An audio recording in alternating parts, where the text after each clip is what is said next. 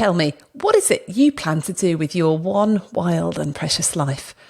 These last few words of the Mary Oliver poem, The Summer's Day, are what inspired me to start my organisation, Wild Monday. After years working in medicine and seeing the frustration and stress it was causing me and my colleagues, I changed how I work, and I've now made it my mission to help people understand, like I say all the time, that getting out or burning out aren't your only options.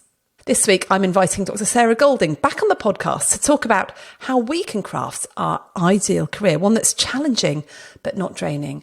And if you're listening to this thinking, that's all well and good, but we can't all do what you've done, I totally get it. But this episode will give you some questions that you can ask yourself about your career, so that even if you're not in a position to leave and start something completely new, you can find more of the pieces that might be missing for you. So grab a pen and paper and get ready to craft a career you'll love.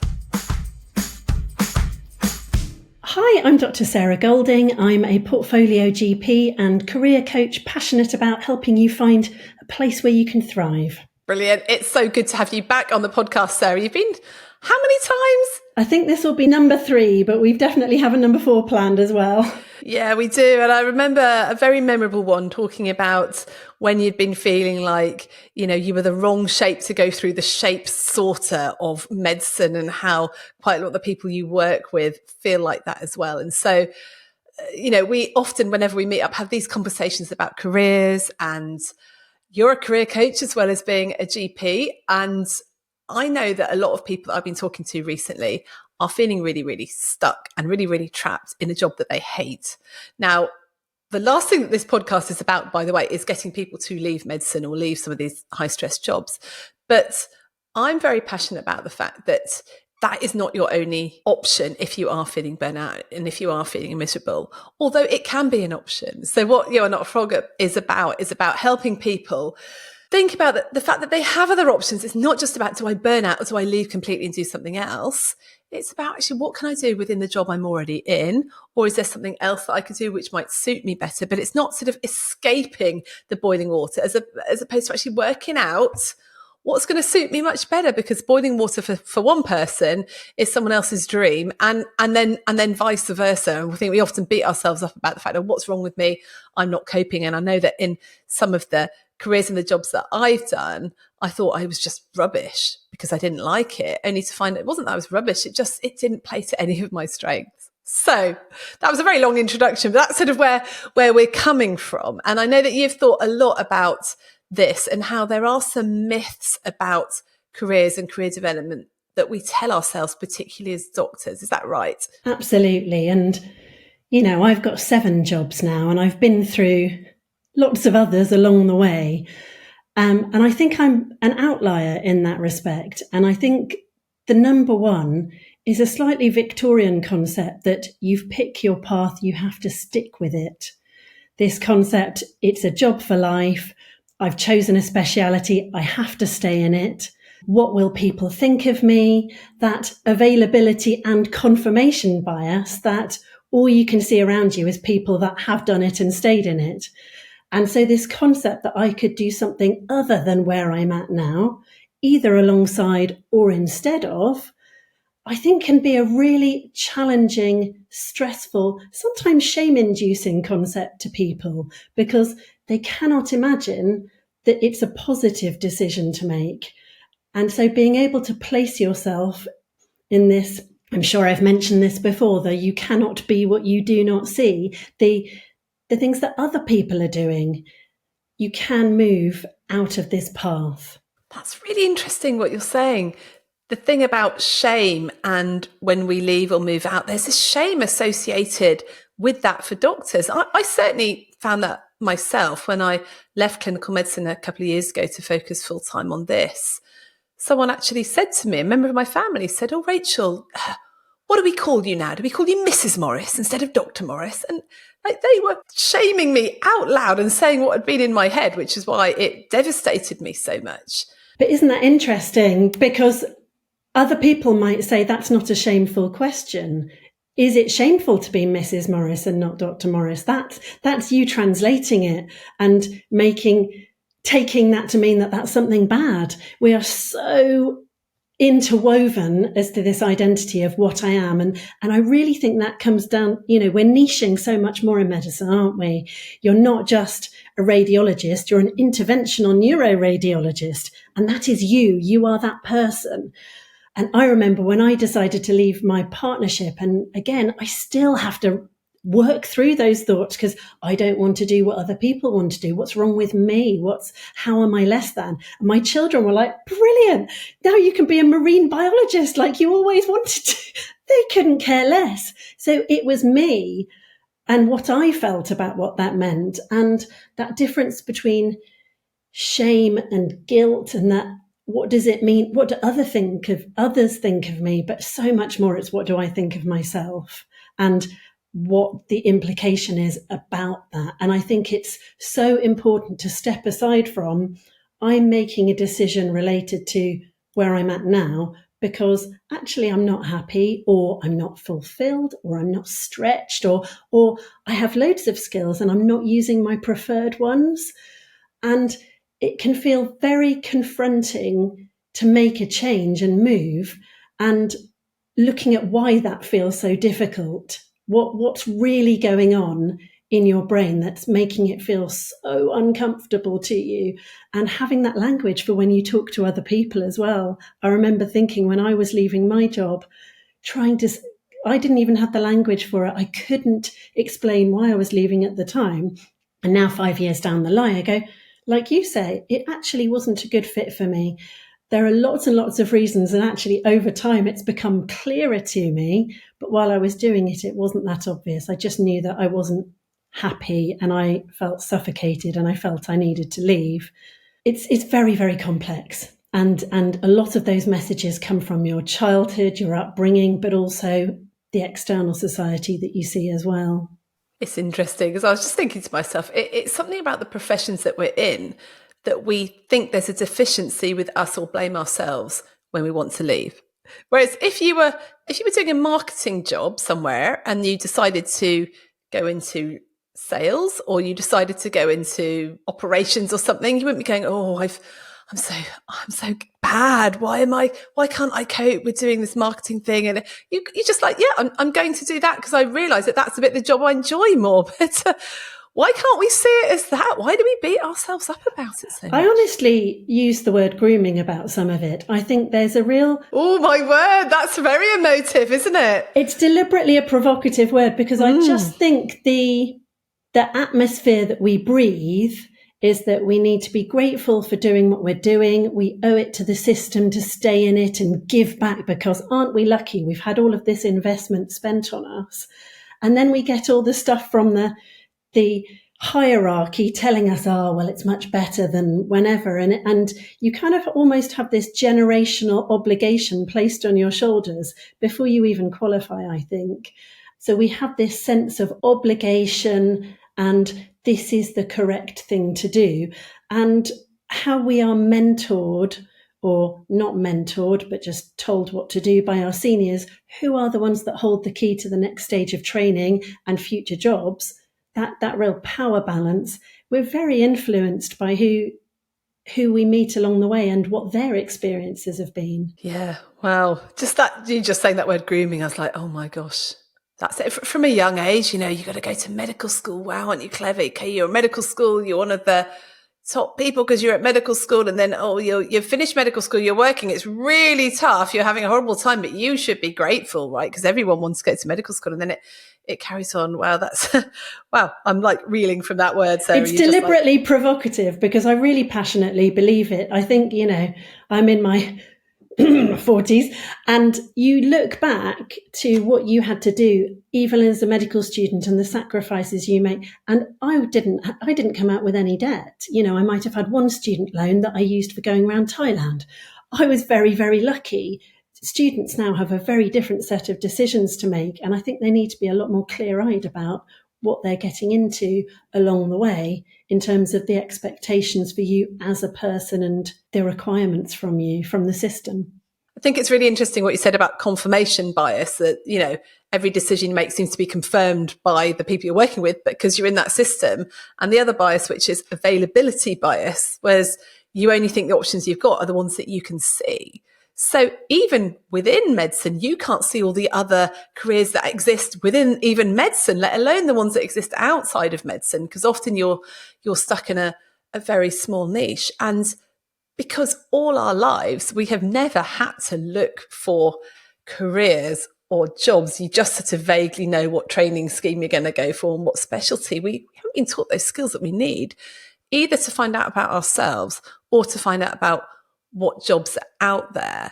And also, I don't know about you, but in my experience, the jobs that I want to do don't seem to be advertised anywhere either. That's right. And I think that also comes along to one of the other big myths, which is that I've got this far, I better keep going, and that is the sunk cost fallacy. I've put so much time and effort into this. Everybody around me knows that's what I'm aiming for. I've spent a lot of money to get to this point. I've sacrificed a lot. I've missed friends' weddings. I've whatever. I've got to make that count. And that can lead to people continuing far longer than they really planned to or really want to, because they don't feel that they can come up to air. I have to keep going. And so it doesn't occur to them to even start to look, because you and I know there's absolutely tons of stuff out there when you really look around and make contacts from people who aren't necessarily doing the traditional path.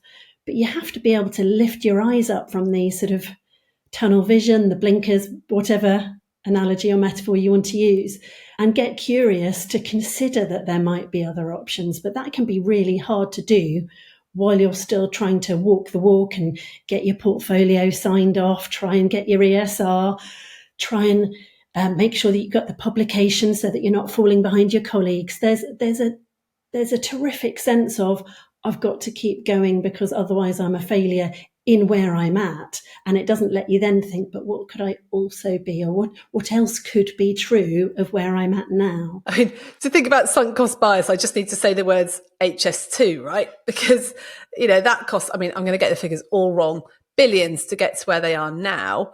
And they knew that to finish it would cost an extra, like twice as much as they've already spent. But because they spent so much, it's like, well, we should carry on. But if someone said to you, Sarah, would you like to spend £20 billion on this project that's not really going to work? You'd go, no, of course not. But if you'd already spent £10 billion, you think, well, maybe I should. Right? But your decision making goes completely wonky. And yeah, you do put so much time and effort in. But I think sometimes we don't realise about the skills that we've picked up on the way and the experiences that we've had, which means that everything counts.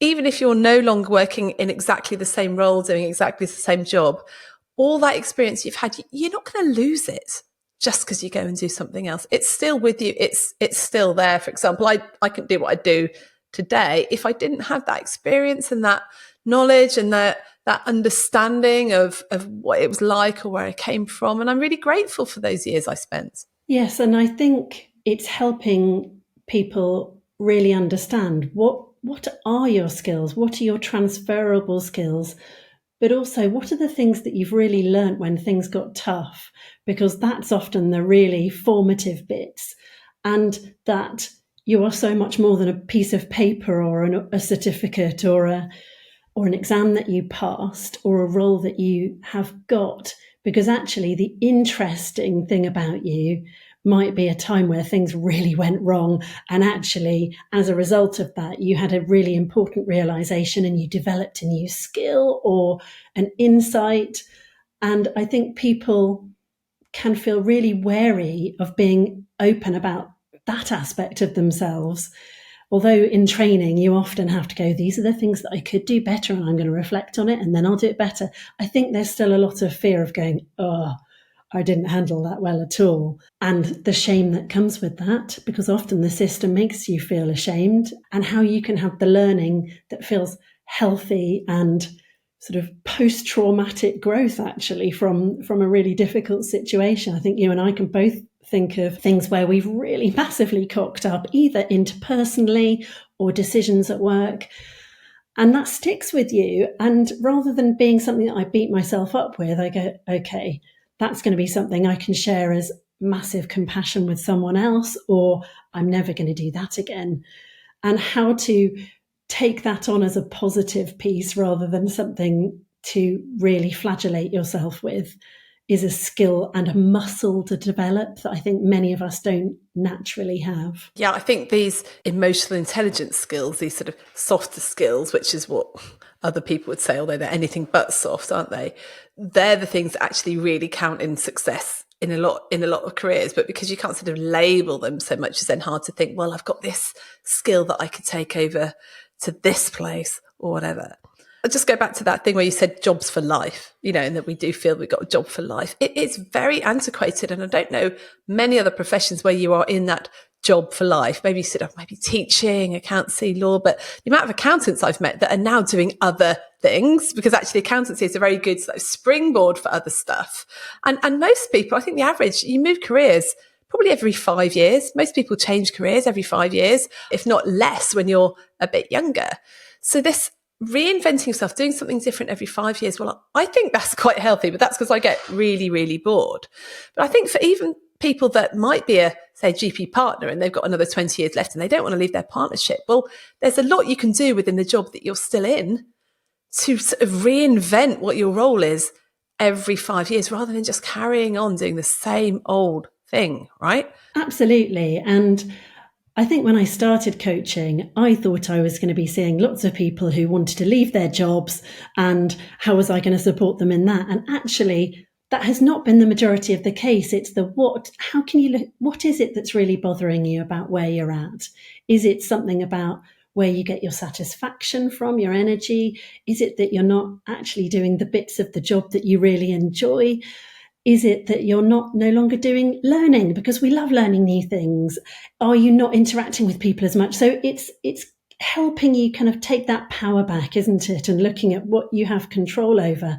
And like you say, I've spoken to people who thought, oh, I'm definitely going to leave this job. And actually, by the time that you look at it and they've had a look at what it is that's bothering them, they go, actually, I could really be content here. I just need to work on those areas that feel like the pinch points for me, or I need to make some brave decisions within that role and see what I can influence. I think you've hit the nail on the head there. It's the brave decisions and the influence that people really struggle with. I think I talk about this all the time on the podcast, we have this issue where we try and take too much control over the things we can't influence, and that causes us a lot of stress within our jobs.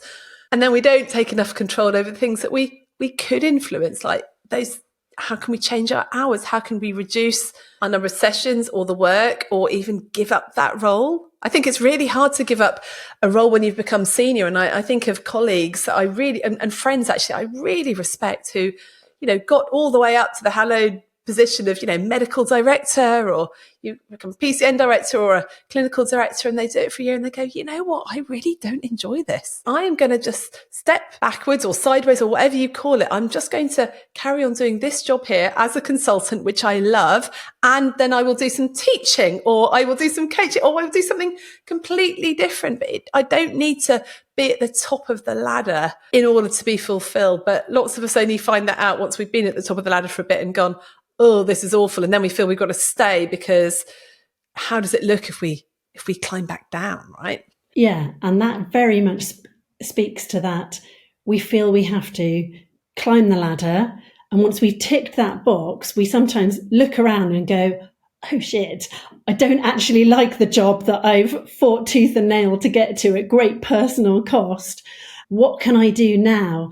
And it's difficult because sometimes you can't know until you're actually in the job how much, my mum became a teacher and was very experienced and then became head and was like, I'm really passionate about this school and what I'm doing, but now I'm doing the bits that I never trained for. I don't actually have loads of skills at, and I'm taken away from the teaching, which is the bit that I'm really passionate about. And I'm a bit kept apart from my colleagues who are really good friends. And I think that's true for lots of us when we get senior positions in one way or another. And it's how you take a view on what better would look like. I think when you look at, for example, in positive psychology, where does satisfaction or happiness come from? And the evidence was that giving beyond yourself to others was the greatest form. In medicine, we kind of do that all day long. The other bits are, material goods, gains, mostly we have that. The bit that I think we forget about is the flow. And as medics, we're often people that really love learning. We're really passionate about new things. And when we get that mastery of our subject, and there are some jobs where you can never feel like that, GP being one of them, where actually the learning goes, or the how do I practice a skill? Where can I get into that lovely sense of flow where I'm excited and, oh, what's that? And time's gone by. And sometimes reminding people that you can still do that either within a job or outside of a job, because I think we're very much focusing on the job bit here, how you turn up to work and what your energy and satisfaction and happiness levels are like when you arrive in work, I think is really key. And one of the areas that I'm really a bit boringly evangelistic about is, okay, we can really focus on what's important to you in work, but are you also focusing on what's important to you outside of work?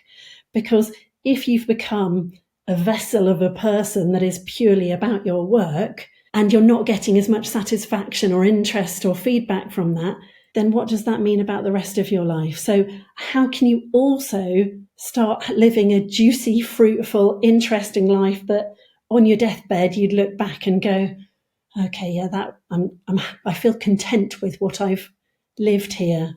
And it is such a cliche, isn't it? That no one ever looks back and thought, I wish I'd spent more time in the office. But we do need to remind ourselves of that. That you're going to be looking back on your career and going, why? Why did I spend so much time doing that thing that I really hated when I could have done something else? Either, within your work, if you hate teaching, don't do that. Say, can I do all the QI from this department or whatever? There are so many different things. And sometimes you just have to ask. I don't think we ask enough. One of the key reasons I made my big career move was because one of my dear friends who was a partner died in my practice, and she was not that much older than I am now. And I kept asking myself, if I ended up in that same situation where I had a life-limiting diagnosis, would I be happy with how I was living my life? And I had to keep coming back to, not in that job, no. And I've just been to, unfortunately, another funeral of a wonderful woman younger than me who was a GP and had had to live with a potentially life-limiting disorder, but she didn't know.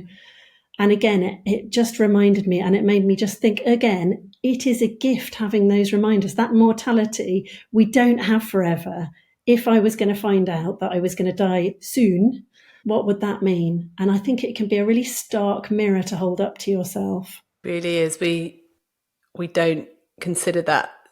And the quote that I love, and in fact we loved it so much, in the organisation after it's the quote from Mary Oliver, The Summer's Day, tell me what is it you plan to do with your one wild and precious life. And we think we have to wait to have this wild and precious life till we're travelling around Thailand or, retired or able to take all the time off in the world. But actually, no, it's what you're going to do with your one wild and precious life on a Monday morning in the job that you inhabit, the life that you inhabit right now, and the job that you are doing for 30, 40, 50, 60, 70 hours a week, because life is too short not to enjoy the thing that you spend most of your time doing, apart from sleeping.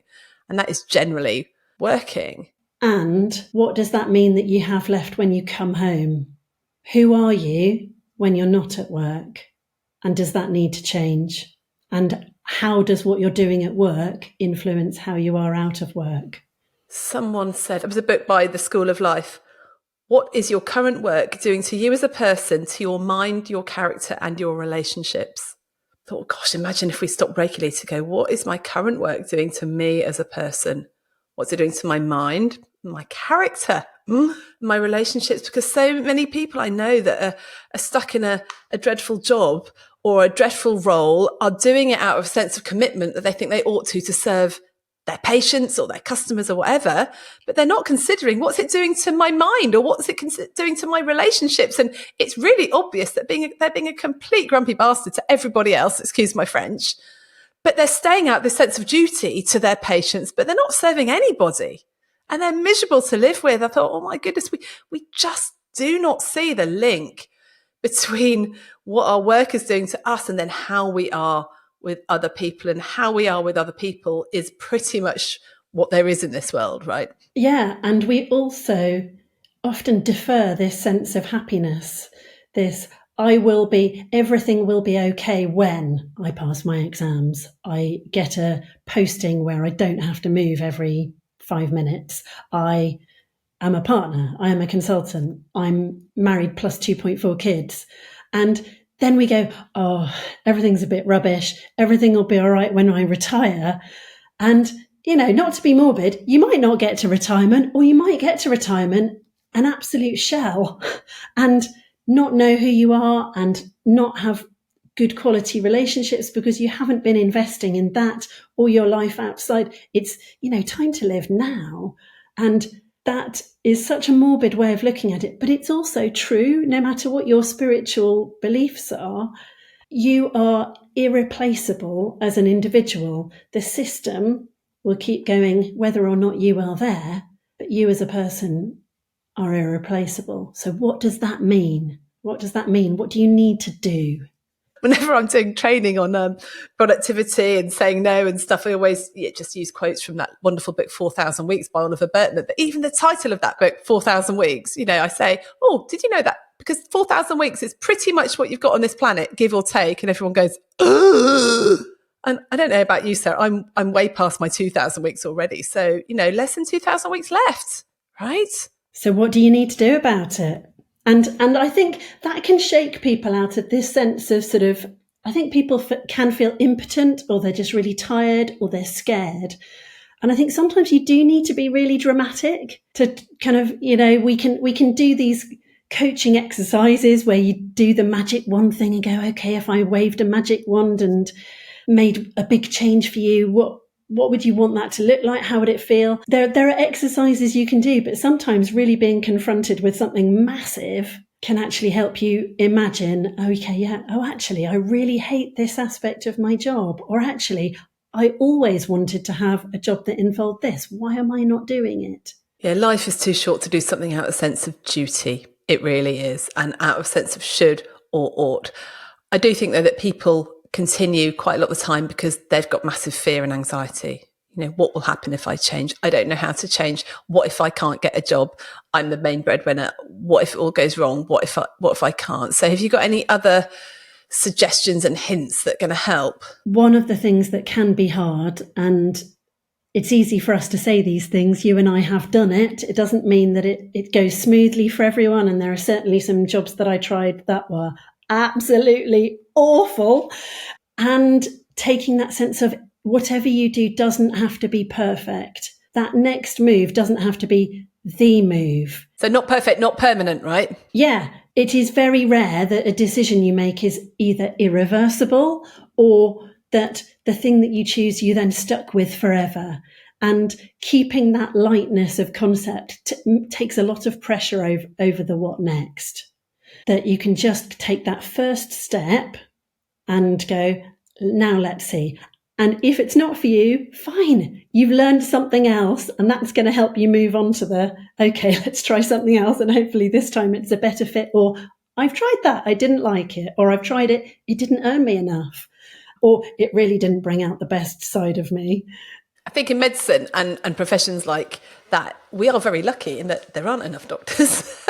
So even if you go off and then think, oh, I'm going to come back, great. Yeah, you'll get a job. You can go locum, you can do sessional stuff, you can go work somewhere else. So that we have a lot of options actually, which perhaps other career changers don't have. At least you can know that you're going to be able to keep the lights on.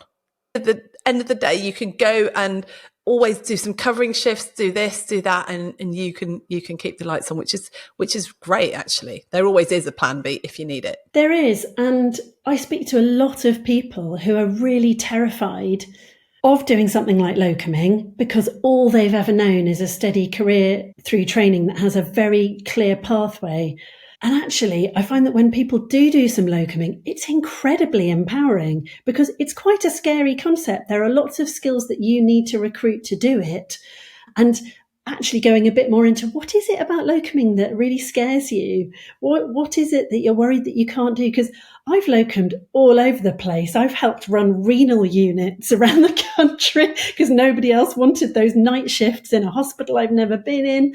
I've done GP locums in inner city London where there were bulletproof glass. I can't say that I loved some of these jobs, but afterwards I felt like I could do anything because I had done those things that scared me. And actually, what I needed to do were fairly basic skills. I needed to say, I don't know really where things are. Can you help me? I needed to use my communication skills.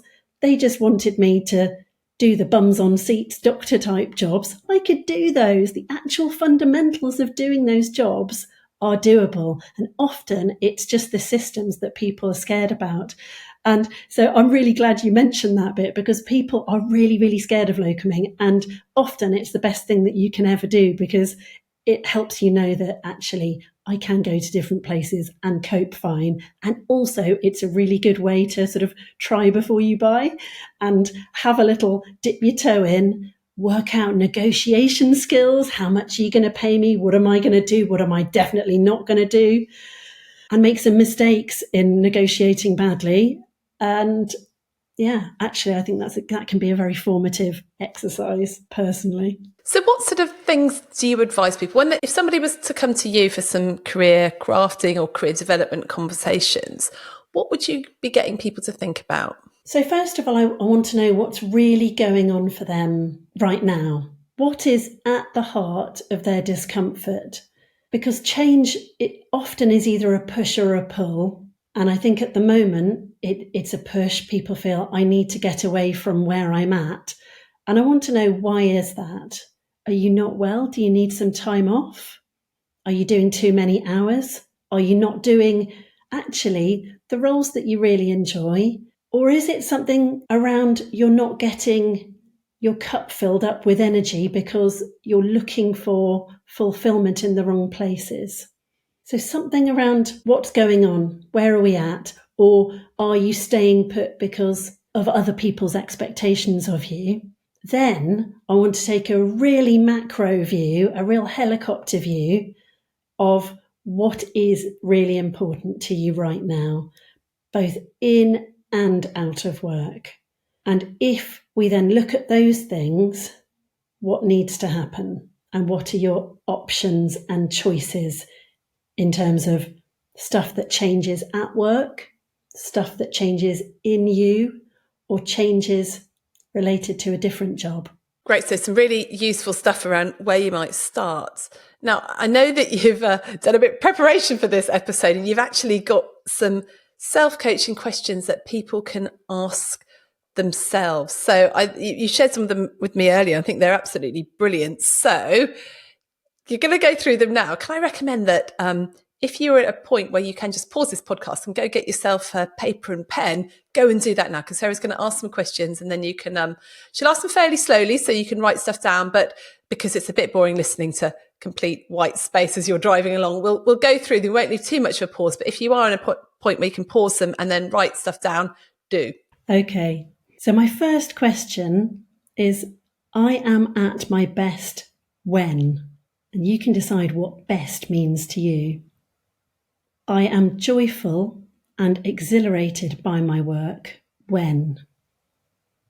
I enjoy what kind of interactions with people? When is my energy filled up and depleted? Who am I making choices for? How do I need to view myself? And what does that mean for my career and home life? And the classic, if I was on my deathbed, what would really matter to me? So I think we are focusing on trying to help people look at fundamentally what's important to them, but also related to their energy levels and their values and what they have control over and can change. For example, are you investing a lot of emotion in being liked?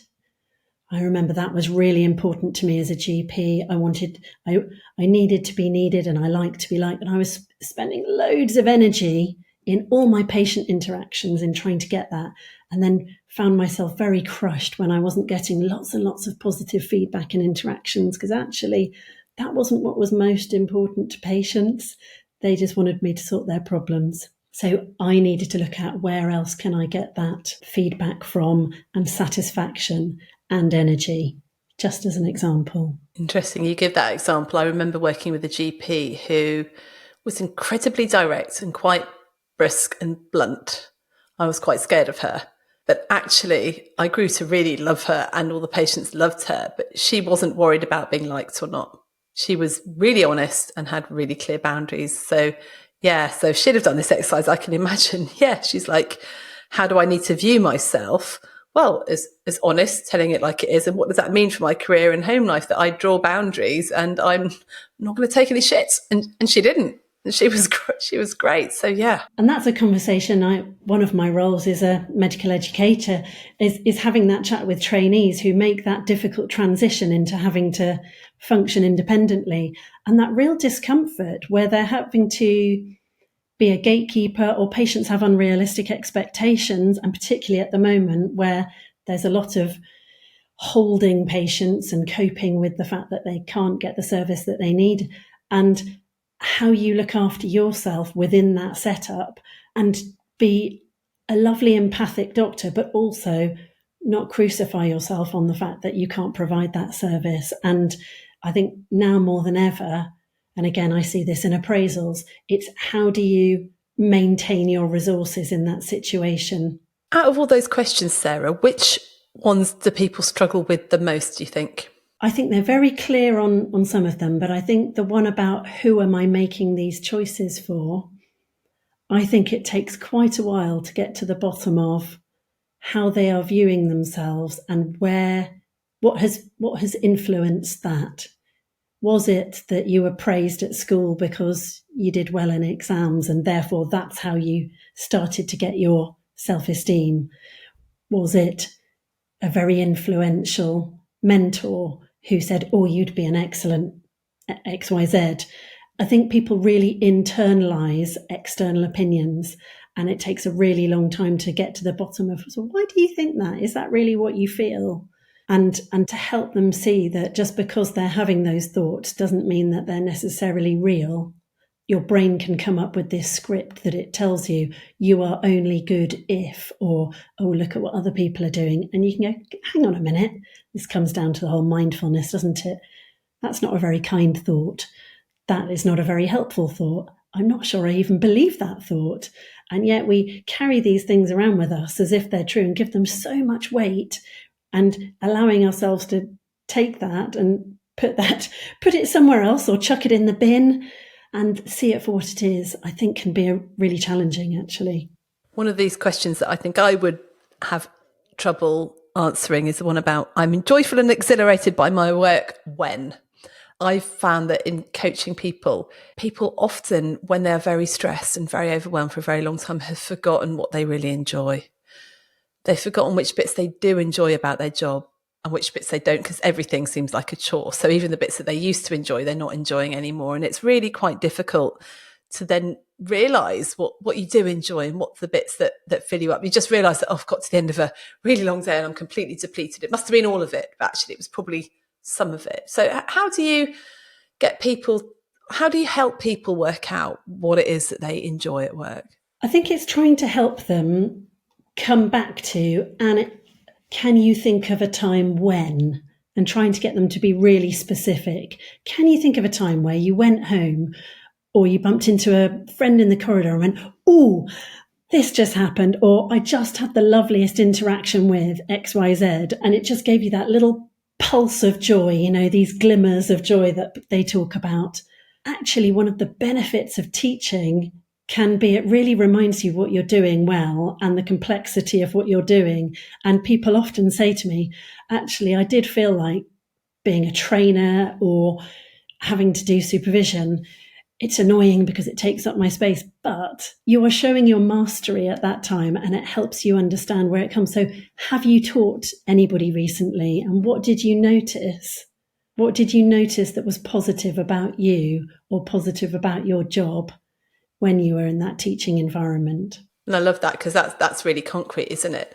Part of my brain that was saying, okay, well, I can imagine, I can think back to some, patients that were wonderful, the interactions were lovely, and I'm thinking, but that was really random, and I couldn't control what came through the door, and I couldn't control what sort of patients I saw and the bits that were nice and bits that weren't. It felt completely random. So how do you take control of that in job craft, even in those situations when it does seem to be completely random?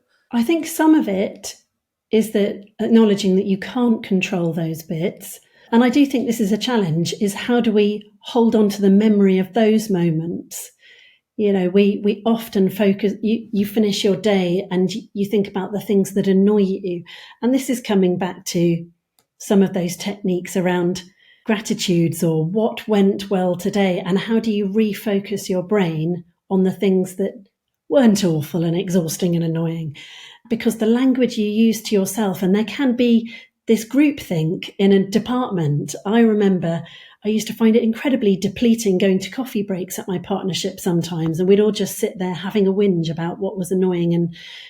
And yet, if I could come home and go, what were the best bits of it? It takes a bit of energy, but writing those things down or recording it somewhere or telling somebody, like my daughter has learned this trick with my husband, who's a hospital consultant. And if she just goes, how's your day? He'll go, oh, well, this bit was annoying. And she knows that he really loves food. So she'll say, what did you have for lunch? And I'll, oh, I had this really nice panini. And he lights up, and she's only 13. She's a genius. And he knows she's doing it. But there are ways of doing that, focusing on, and it could be your food, but what are the bits of your job that give you those little glimmers of enjoyment or interest? It might be that you saw a case that was really juicy that you thought, oh, that's fascinating. I'm seeing all of the day-to-day stuff, but actually I do still also get these bits that are really getting my brain going and making me think and challenging me, and I really enjoy that. You're making me think as well of actually getting yourself in the right position where more of those things might happen. So I remember listening to someone that said, you know, some people say that they're just unlucky and some people are just lucky, but it's interesting how the lucky people tend to just be in a position where they're getting more of the luck. They're sort of being able to maneuver themselves, or they're put themselves where they might get those interactions or that. And I'm just thinking, you know, if the patients that you really enjoyed for example, the, you know, interactions with the families and really talking to the relatives, whatever, then actually you may volunteer to do more of the nursing home stuff, as long as you've got the time for it. Because, you know, a lot of people are like, oh, the nursing home is just something we have to do as this extra thing. But actually, you could really get into that and really get to know people if you know that some of those interactions have been wonderful, or, you know, you can be the one that volunteers to do the palliative care stuff within the practice, or you could upskill yourself and that sort of thing. Or if you know that you really like getting through the on-call list and seeing the emergencies and the interesting stuff like that, and the times where you've really enjoyed yourself at work and you've got to solve the problems and get, you know, then put yourself more into that position where you're more likely to have those sorts of interactions. So there's something about, yes, you don't know what's coming through the door, but you can maneuver yourself or suggest stuff where you are more likely to have those sorts of interactions as well, I guess. I think so. And I certainly see that with people that I work with, and also looking at what really are your strengths, because we often just do the job and not really think about, okay, if somebody was describing me, what would they say I was good at? They might go, okay, Sarah's not great at filling in reports or doing admin or blah, blah, blah. Oh, but Sarah's really good at having those difficult conversations, or she'll really take a thing and see it through to the end, or she's really passionate. She's got so much energy. I really like that about her. And you don't see yourself that way. And even when we do these dreaded multi-source feedbacks that we sometimes get that, I always say to appraisees, please keep that feedback and look at the free text in it. You know, laminate it, put it in your drawer, put it somewhere that you can look at it on your bad day, because we believe the bad press much more than we believe the positive. And again, trying to tune your brain to really take that on board. How do people view me? What am I? What's different about me? And then knowing what's different about me, how can I put myself in that position and craft my role so that I'm doing more of that stuff that I love, less of the stuff that I don't love. And if I'm genuinely in a role where I'm not doing any of that stuff that I love, then that is probably the time where you start to think, right, I'm probably in the wrong role here, and I need to then start to look. And then we haven't even scratched the surface of how you even go about career change, networking, all that sort of stuff. And I think we'll cover that on another podcast. But I think it's really right to start at this place where there's no point making a change unless you know what is important to you, what you enjoy, and what your strengths are. Otherwise, you'll just jump from one position and role that you hate into another one that you hate as well, because you haven't done the work of really working out what lights your fire, what's important to you, and what do you need out of life. And you're right, you're jumping from you're in a push situation. I just got to avoid that there, but we take ourselves with us into any job or any role, and I think anything can turn into a complete nightmare if you're doing the wrong thing, be it within medicine or away from medicine. And so doing the work before you do anything dramatic is really important. Yeah, and that's another classic myth, is that when I get the perfect job, my life will be perfect. And, we're taking all of our insecurities, our previous histories into it, or whatever is going on in our home life. And actually, that's part of why you have to look at this helicopter view as well. I've certainly worked with people and they've told, if only I was in this, that, and the other. And when they get down to it, they went, actually, I've really got serious marital issues, or actually, I fundamentally have incredibly low self-esteem. And those big, massive, chunky issues, sometimes it's easier to look at what am I seeing day to day and blame it on that. Or I'm not very fit, or I'm in chronic pain, or there are some huge issues that we can take from place to place and it will still cause issues for us. And some of us just have to live alongside these things. Not everything is going to be malleable, but looking at what is really, really going on here and doing that deep and sometimes really uncomfortable work means you're going to put yourself in a position where you're most likely to thrive going forwards, hopefully. Oh, Sarah, that's been so helpful. And we have got another podcast recording planned, haven't we? So watch this space, everybody. We'll take this conversation a little bit further. What would your 3 top tips for someone who is thinking, I just don't know whether to get out or stay or career change, I'm a bit stuck? What would they be? So number 1 is focus on where you get your satisfaction. Where do you really enjoy things? Number 2, this very controversial concept, your thoughts may not be the truth. So if you're unhappy or frustrated, spend some time, usually with someone else, to help you unpick what is really going on here and what do you need to do about it. And number 3 is don't be afraid to break some rules, because they're there to be broken. What rules have you broken, Sarah? You have to stay in a job for life. You have to give your life purely to the NHS and nothing else. You have to only do one thing and it has to be salaried. You have to do fewer than 3 jobs. Current count is at 7. You have to stick at the first job that you have a go at. Love all of those. Yeah, gosh, if only someone had told us that when we qualified, that you're allowed to change. You're allowed to swap. You're allowed to go, no, that's not working for me. I'm going to change. But we go, oh, no, I'm not. It's not working for me. I must be dreadful at it. Therefore, I'm going to hang my head and just do this move that makes me feel really bad. Because no, absolutely, you're allowed to change and that's fine. And actually, it's interesting there's been a GMC study about workforce, and it showed that if you have an F3 year, if you take a year off in between your foundation and going to training, they are more likely to retain people. And that's how it always used to be. And there are so many things that you could do in that time that could help you set up a very different career potentially than if you just keep on going. Yes, I would add to those top tips, don't be afraid to take some time off and explore stuff and just take some time off and go traveling. The career will always be there. There will always be more career options. It's one of those things with the 4,000 weeks, we've got to get used to JOMO, joy of missing out. Ditch the fear of missing out, because you are going to miss out. You're totally going to miss out on most of life because you're finite, you're human. You don't have much time on this planet to do everything that's available. But you really need to pick the things that you are going to do.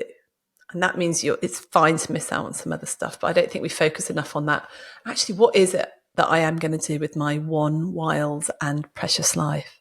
So, Sarah, thank you for being here. And I was just thinking, those self-coaching questions, we will put them in the CPD worksheet for this week. So if you want to go through those and write them down on a Word document or just have them sort of printed off, then sign up in the link in the show notes for this CPD worksheet so that you can get hold of that and go through that in your own time. And Sarah, if people want to get hold of you, how can they contact you? A few places. It's www.drsarahgoulding.com, and I'm at Dr Sarah Goulding, Goulding with a U in it, like Ellie Goulding, the pop star. At Instagram, I'm on Twitter and LinkedIn, but not quite as much. So those places are the best. Great. So do contact Sarah if you'd like some more sort of one-to-one support and help. So thank you so much, Sarah. And please come on the podcast another time and very, very soon. I will. Thank you, Rachel.